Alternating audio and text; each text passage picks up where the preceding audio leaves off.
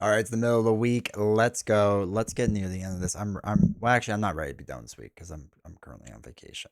But current me recording this is ready to be done with the week I'm currently in.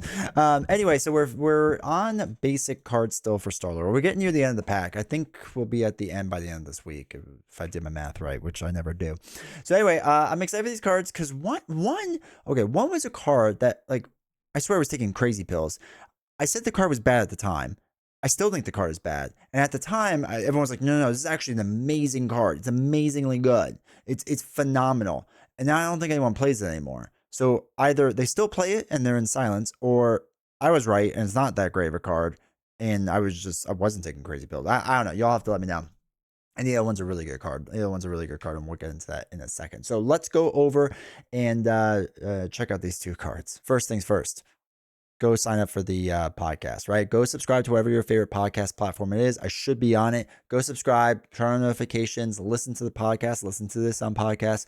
All that stuff helps out this channel a ton. You would not believe it. And please go leave reviews if you can. I would greatly appreciate it. The podcast, okay, I'm going to tell you right now, I'm going to be honest. The podcast stuff has actually been growing like crazy. I am shocked how much of a market there is for podcasts. It's really cool to see.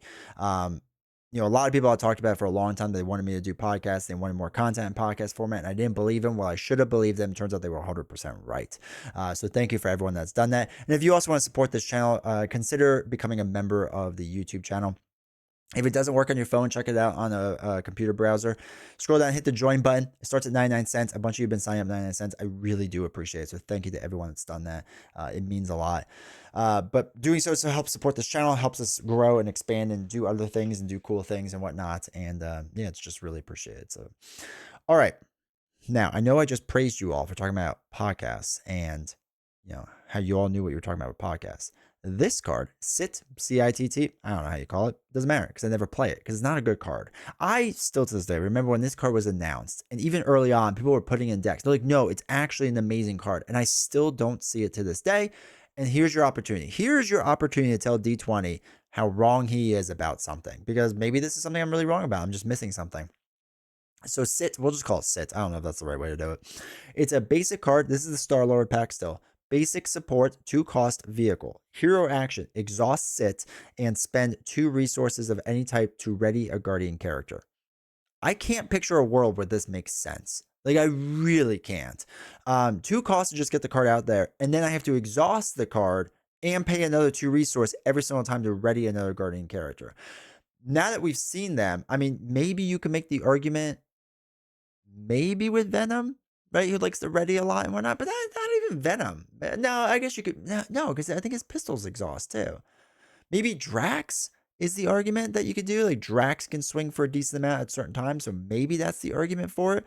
But still, Drax only has 4 hand size, so I don't want to dump 2 cards every single time to do things. I'd rather play other cards. I don't get it. I don't get it. I really do not understand. And maybe the hype crowd like just disappeared, and it was only like 5 people that were in the corner saying it, and I was just like paying super close attention to them for whatever reason.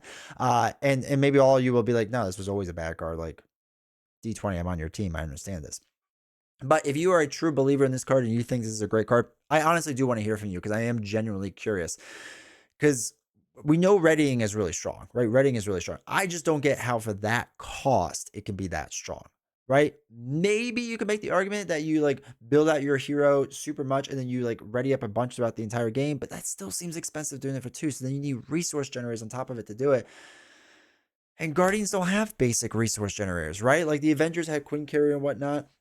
Guardians don't have that as far as I'm aware. Right? Yeah, I don't think they have a basic resource generator. God, now I'm panicking for a second because maybe they do. But I don't think they do. I don't think they do. So what's going on? What's going on with this card? Please let me know. I'm very, very interested. Now, let's talk about a really good card, Nowhere. This is a basic support, 2-cost support location. Play only if your identity has the Guardian trait. That's fine. Increase your ally limit by 1, which is nice. And it's nice that it doesn't have to be, like if you're playing Gamora or something and you have allies from like X-Men and Avengers and whatever. Like we've seen with certain cards that do this, your ally limit can increase if they're all a certain type, right? Like Avenger or whatever. This is nice that it just increases it generally. So after a player plays a Guardian ally, exhaust Nowhere, that player draws 1 card. What's cool about this is that this can work for your teammates and it can work for you. So obviously, let's take Star-Lord out of the equation for just a second. If we're playing anyone else and I put a Guardian ally down, I can exhaust this card and draw a card. If my teammate is a Guardian, person, and or they play a Guardian ally and they exhaust nowhere, they can get a card drawn. Right? That's really nice that it works like that. I really like the wording of this card. I think it's really well done. Now let's talk about Star-Lord though. Star-Lord, because everyone's a Guardian ally. If I play Nick Fury, Star-Lord makes them a Guardian ally.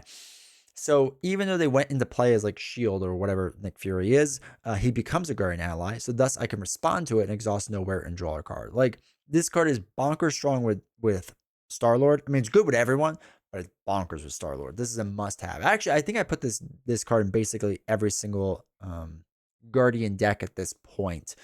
I think it's very good. I think it's a very, very good card, and I totally get it. Actually, I'm trying to think of a deck I wouldn't put it in.